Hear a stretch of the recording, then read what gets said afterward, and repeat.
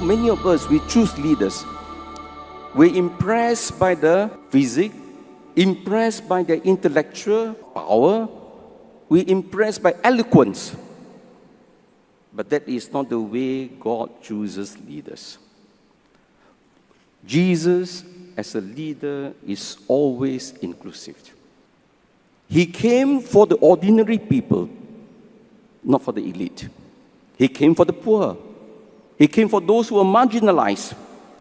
He came for those people who were considered nobody in society. He came for those who were condemned sinners.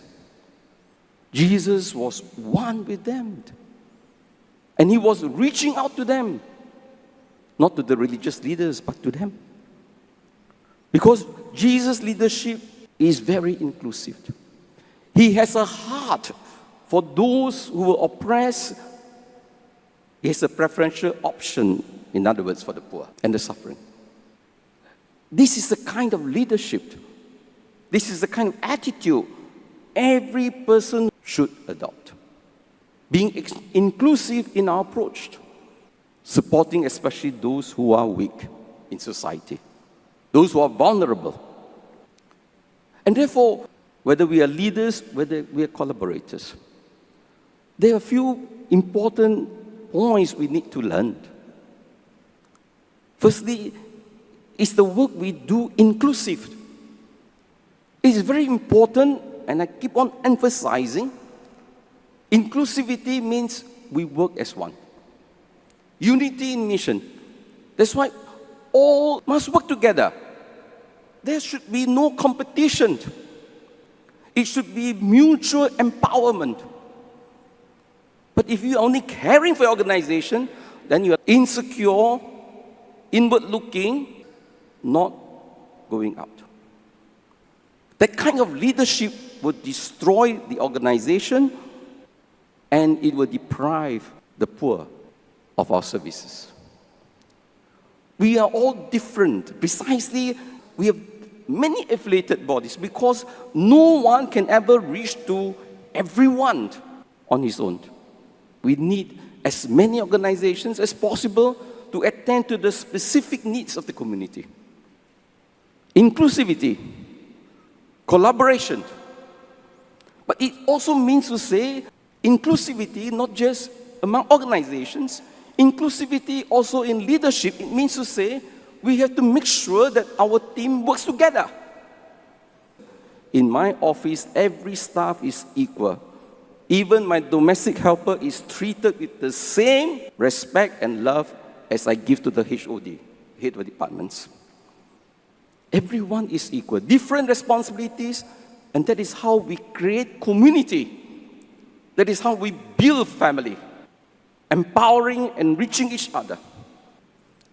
Secondly, it's important for us that when we are looking for leaders, we must look for leaders, first and foremost, human maturity. That means to say, emotionally, psychologically mature.